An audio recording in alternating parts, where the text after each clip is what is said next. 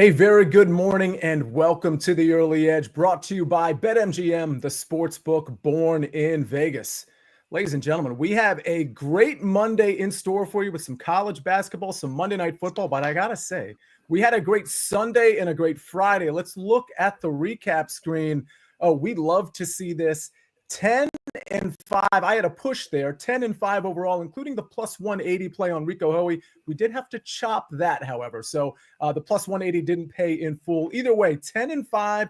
Brinson 2-0. Mike goes 1-0. Chip Patterson 2 out of 3. I go 2 out of 3 with the push. This is what we want to see on a Monday. Well, we see the stars of the show already. Let's go ahead and bring them in full screen. Mark Thomas, Joshy by Nature, Brad Morse, Tyler Graham, Rick Funcan. Thanks for being in here. Rick, you have the comments about the Chicago Bears. I tried to tell you last week and the week before and the week before that, it might be a Caleb Williams problem. Let's not blame everybody else. Mike McClure, let's start with you. Some NFL Sunday reaction. The Kansas City Chiefs win another football game. Absolutely incredible. Once again, the defense really gives them a shot, and we'll see. Big matchup coming up for them next week. Other things that I thought were interesting, the Pittsburgh Steelers tried to lose that game multiple times, probably should have won it by double digits. That team looks pretty good, which is great for them because go look at their schedule coming up. Absolutely incredible what they're facing coming up. They've got 7 wins now. Can they make it to 9 or 10? I think that's a legitimate question when you look at the schedule. Yeah, I think, Mike, we talked about this in the preseason. Weeks 11 through 18 for the Steelers were always going to be tough, no matter how good that team was. By the way, I'm kind of bearing the lead here. Larry, before I get to your NFL reaction, we haven't seen Tom Casale in a little bit. Tom, how you doing today? I'm doing well. It's good to be back. Well, when you're back, we know college basketball season has officially begun. It really hasn't begun until today because Tom is on the Early Edge. Speaking of the Early Edge, SportsLine has 99,900 subscribers as we speak. We need like 90 more for 100,000. How cool is that? So I'm sure all you in the chat are subscribed, but if you know anybody who's not, go ahead and let's hit that 100K. Maybe during this show. Larry, NFL Sunday, Mike reacted to a lot. Anything that stands out before we get into the Monday slate? Yeah, we woke up last week and learned that Dennis Allen was fired, and I thought we were going to wake up today and hear that Matt Eberflus, Doug Peterson, Brian Daboll, Mike McCarthy. I mean, there were plenty of candidates, but so far nothing has happened. I mean, the Chicago Bears probably, I'm sorry, Rick, in the chat, but probably the most pathetic performance of the day, averaging like 2 yards per play, and Caleb Williams missing a wide open receiver on an out route by about 5 yards. But I think the Lions were so interesting last night because as great as the comeback is and as so much grit, and you saw the way they got the running game going in the second half, that has to raise some red flags when Jared Goff, turns into old Jared Goff with those 5 picks in terms of what they're going to do in the postseason. Yeah, I went 1 for 2 on last night's pick. I hit the longest completion of CJ Stroud, but I missed the Lions minus 3.5. And I don't think I was on the right side of that bet, but it's just interesting that being down so much, they actually had a chance to cover there at the end. Before we get into official picks, real quick, Tom, we just got some NFL reaction. We don't normally have you on a Monday. Hopefully that is here to stay. But either way, can I ask you your Saturday football reaction? There were a couple of big games that had top 12 playoff implications, maybe in 30 seconds, 45 seconds before we get to Mike's pick on Monday Night Football. Your reaction to some big matchups last Saturday. Yeah, I mentioned before the season that the days of the SEC teams going undefeated are over. If you looked at the schedules now with some of those super conferences, they're going to beat each other. And see, I was on your show last week, and I said, I don't like Georgia to win the national championship. I don't like Carson Beck, and this is 2 years in a row. It hasn't been the dominant Georgia defense. So they got a big game with Tennessee. I'm worried about Georgia. Alabama, I think, is interesting. They got a great head coach in DeBoer who knows how to win big games. So I just think it's going to be a real fight to the finish for these SEC teams. You're looking at 4, maybe 5 getting in the college football playoff. But I would say not just based on the result I saw Saturday, but overall, I got Georgia going down and I got Alabama going up. All right, Alabama going up in Mike McClure's mind as well. Mike, that was your big play on the Early Edge on Friday, and it came in, as sweat-free as you want to make it. That was an absolute trouncing. We have a bet in Monday Night Football, and it's on the Dolphins. Talk to us about your play for Monday night. Yeah, see, it's a first half team total here. I played this 10.5. It's moved to 11.5. It's still the same number, guys. I'm going to get a lot of questions about that. In an NFL first half on a team total, there's very little difference between 10.5 and 12.5. Those are numbers that I would still play here. Anytime you can get NFL offenses in a dome in a controlled environment like this, where you're looking at a touchdown and 2 field goals cashes you a ticket, I think you have to be interested here. You look at Miami, and if you look at any sort of data set on them, they're going to look like a terrible football team because they were a terrible football team when Tua was not playing quarterback. However, I think that they're going to be able to have some success against this Rams defense. And ultimately, I think we see a game that kind of goes back and forth here. But it's really just a play on the number. We watched this Miami team. Again, you can't use this year's data because of how injured they were. Mm-hmm. They were one of the best teams in the NFL in terms of offensive production starting football games last season. Now, the question is will Tyreek Hill play? I personally think he suits up and goes in this one. We will see what it looks like. But either way, they've got Devon Achane, they've got Mostert, they've got Waddle, and the most importantly, they've got Tua in a dome in a controlled environment. Where we've seen kickers routinely hit 50-plus yard field goals. With the new starting rules, it's literally 2 first downs. You get 26 yards, you're in field goal range. So this is one of those situations where I think it's just a friendly number. It's an overreaction to how poorly this team has played because the Rams are not a great defensive team. They're an elite offense, but not a great defense. So let's go team total here, over 10.5, 11.5, or 12.5. Again, very, very similar numbers. Probabilities of 2 missed extra points or going for 2. It's essentially less than 1% in the first half of an NFL game. Okay. Love the play. And I actually have a bet on this game I'm going to give out later in the show, which was already given out on SportsLine, if you remember, that implicates the Rams defense as well. Liddy jumping in here saying, happy Veterans Day. So happy Veterans Day to everyone out there. And the Sniper is in the chat. He said, I missed everyone, so I'm enjoying watching. Sniper, we missed you. We got to have an excuse to bring you on during your offseason. We'll come up with something. But if you want to come up with some cash to play Mike McClure's bet or any of the bets you're going to hear later today, go to BetMGM. New BetMGM customers can sign up today and get up to $1,500 in bonus bets. Just place your first wager of at least $10 and you'll receive up to $1,500 instantly if your bet loses with bonus code EDGE. That's bonus code EDGE, EDGE. All right, we got to get Tom back on the mic because it is, in fact, college basketball season. We're going to hear his pick right after this message from our partners. It's a team almost too good to be true. You guys ain't ready for us. Kick your game day off right as the Tops team tackles all the biggest headlines around the league. Who's got 2 thumbs and loves this next segment? Sunday mornings on CBS Sports Network. We're back on the Early Edge, brought to you by BetMGM, the sportsbook born in Vegas. Brad Morris, I see you in the chat dropping NHL plays, overs in the Vegas game, and I see a lot of people going for first touchdown bets in tonight's game. You'll hear all kinds of first touchdown plays during the 7:15 primetime show, Rams-Dolphins. Speaking of 7, Tom, we've got Notre Dame. They don't play at 7:15. They play at 7 o'clock. And this line is starting to move. You put it in on SportsLine last night, I noticed. And we're starting to see, the line move in your direction, the sharp direction. Talk to us about Notre Dame tonight in college basketball. Yeah, college basketball lines, they can move quickly. I gave out Notre Dame 20.5. It's up to 22 now. Notre Dame's a team I really like this year. Young team last year, played a lot of freshmen and sophomore, returns 4 of the 5 top scorers from last season. So that's a team I think is kind of a sleeper in the ACC. But the play here is against Buffalo, rated 332 on Ken Pom, and I think that's too high. They're one of my lowest rated teams in the country, completely retooling their entire roster from guys from Canada and France. You look at what they've done this year. They've allowed 82 points to an awful Old Dominion team, then beat Division III Fredonia State 87-78. In that game, Fredonia State shot 50% from the field, 48% from 3, and were only out-rebounded by 5. So I normally don't go over 15 in college basketball games because, you could have the water boy playing for a few minutes at the end there and you have those shenanigans. But I really think anything 22 or less is value here. I like Notre Dame to win this game by 30 plus at home. Can I ask you, first of all, I did mention that And let me just put this out there right now. For the few of you, and I see some new names in here, Glenn Milano dropping some NBA bets. So check that out. We saw Brad Morris, Gipper's picks. Sniper is dropping NFL picks in here, but I do have to emphasize joining SportsLine because, Tom, again, you put in this bet last night. I checked right before the show. It was like 7:30. And the reason I checked is because you're right. This line has jumped to 22, 22 and a half, 23.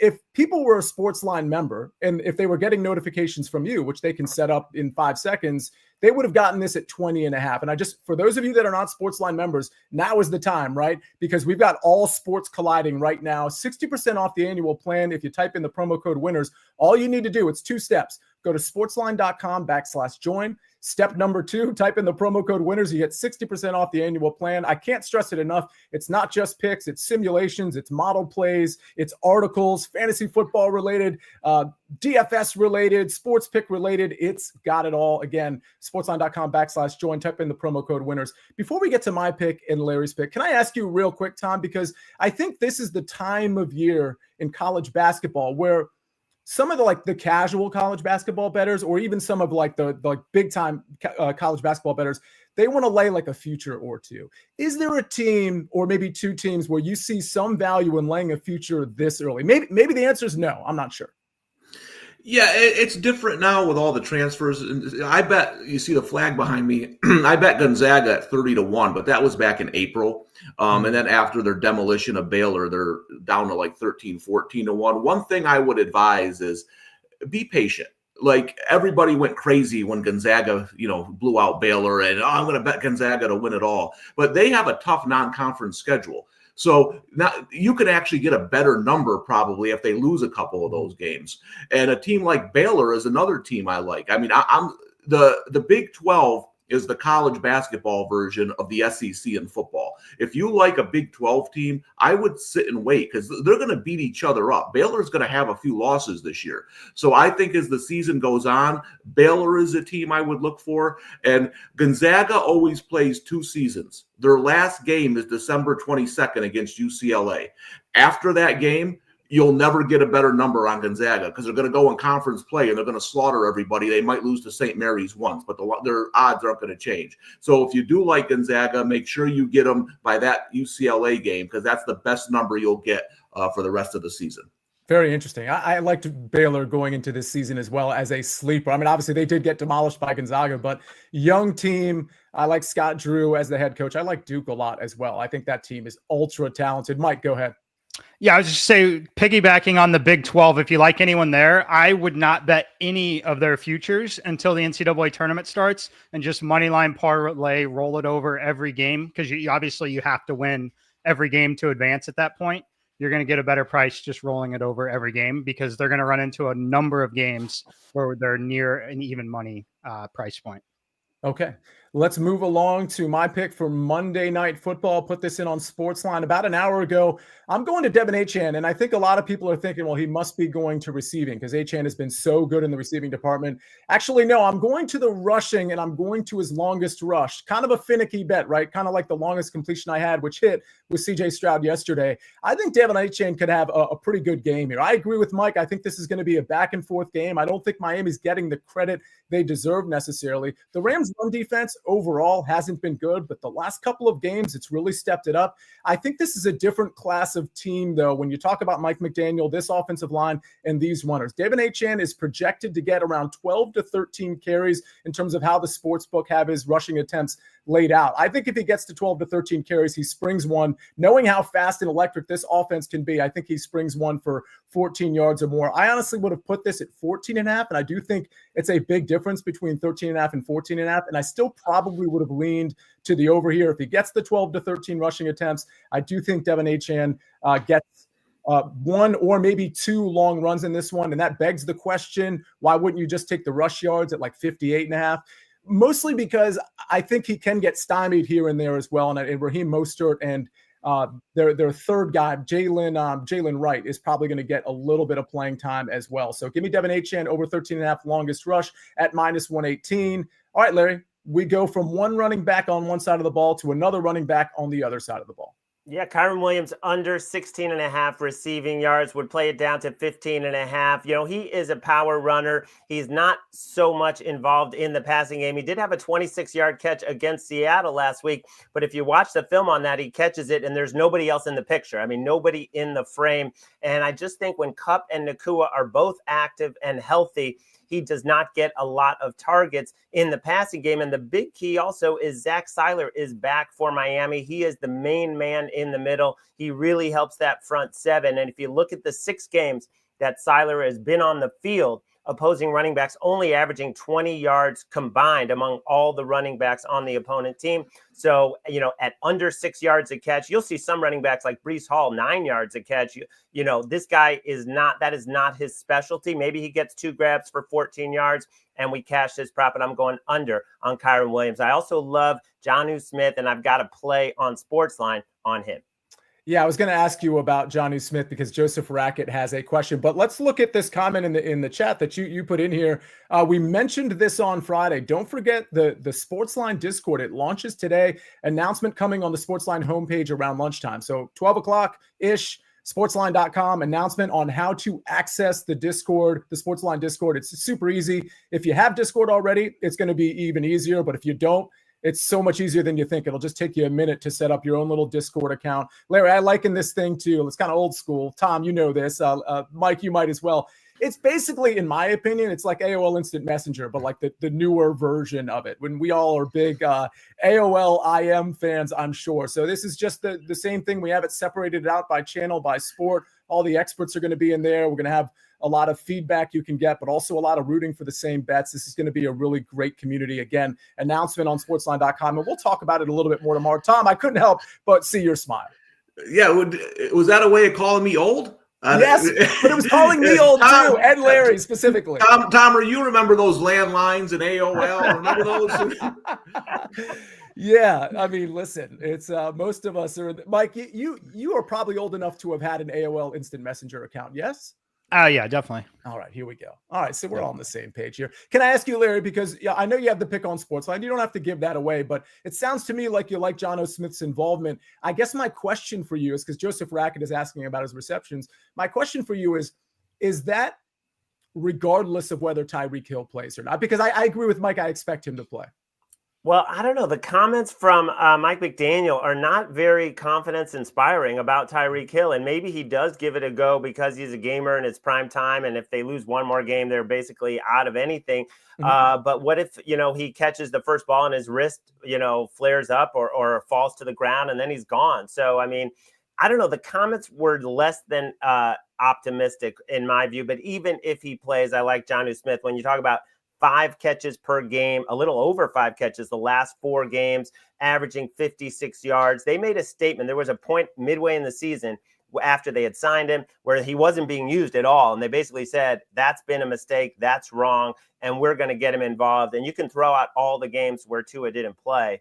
So you can just throw those off your game log because they don't apply anymore.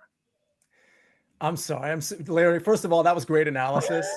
The instant messenger thing has, and we'll get to the recap screen in a second, has triggered so much. Danny Brasco saying the door closing sound when your high school crush ends a chat with you on AOL Instant Messenger is absolutely soul crushing. Brad Betts responds, the kids will never understand that door being slammed shut.